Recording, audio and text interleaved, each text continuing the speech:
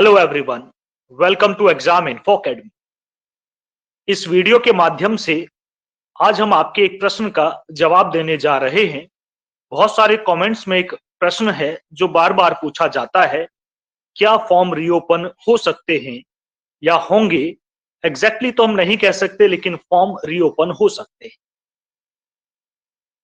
ये शिक्षक भर्ती का पुराना भर्ती विज्ञापन अपडेट कर चयन प्रक्रिया की मांग, ये नई मांग है जो अभ्यर्थी मांग कर रहे हैं। ज्ञापन भी सौंप रहे हैं क्योंकि रिक्तियों की संख्या बढ़ गई है 2 साल में। तो फिर भर्ती विज्ञापन फिर से निकाला जाए, क्योंकि आयोग भी नया बना है। तो आप अचरज ना कीजिएगा, आश्चर्य ना कीजिएगा अगर ये मांग मान ली गई, क्योंकि योगी सरकार मांग मान रही है। इसका उदाहरण कल हमें शाम को पता चला, जब पुलिस भर्ती में 3 साल बढ़ा दिए गए, 3 साल का रिलैक्सेशन सभी को दे दिया गया, तो मांग मानी जा रही है। और मांगे भी क्यों ना, चुनाव का समय है तो मांग मानी जानी भी जायज ही है। तो ये भी हो सकता है कि फॉर्म अपडेट करने के लिए फिर से फिल करवाया जाए। हाँ, ये है कि पुराने वालों से कहा जाए कि आपको नीड नहीं है, लेकिन कोई नया अभ्यर्थी भरना चाहे तो भर सकता है। इससे कैंडिडेट्स की संख्या बढ़ जाएगी, इसमें कोई दो राय नहीं, बढ़ जाएगी। क्योंकि नेट बाद में जो पास हुए वो भी इसमें शामिल हो जाएंगे। पर एक और है, विषयों रिक्तियों की संख्या भी विषयवार बढ़ जाएगी। वैसे बीच में भी 2 बार बढ़ी थी, अब और भी बढ़ जाएगी। तो इसमें ऐसे नाराज होने वाली बात नहीं है। सभी के लिए, भाई जो पुराने भरे उनके लिए कुछ बुरा नहीं, संख्या बढ़ेगी तो पद संख्या भी बढ़ेगी।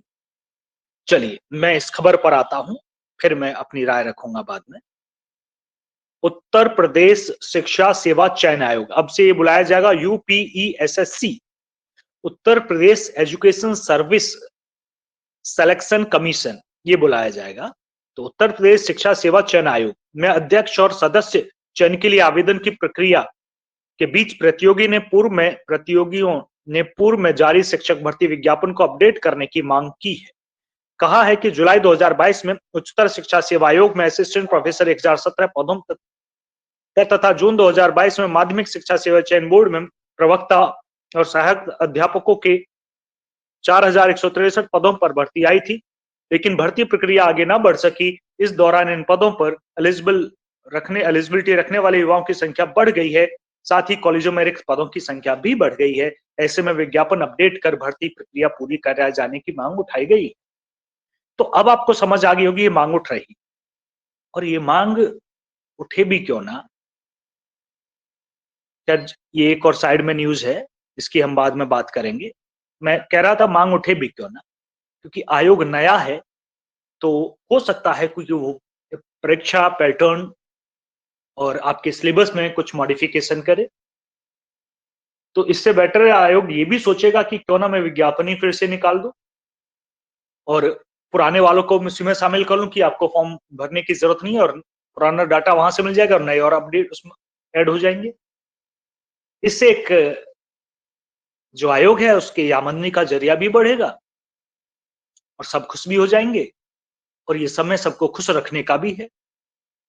तो ये कदम हो सकता है। इससे जुड़ी एक और खबर है जिस पर हम आते हैं। ये खबर है, स्क्रीन पर आप देख पाएंगे, पुरानी भर्ती में नए पद जोड़े गए तो बढ़ेंगे चयन के अवसर। आप समझिए इसे, पुरानी भर्ती में नए पद जोड़े गए तो बढ़ेंगे चयन के अवसर। 1.5 साल से परीक्षा का इंतजार, नए आयोग के गठन के बाद शुरू होगी भर्ती। ये भी वही खबर मानिए आप इसे।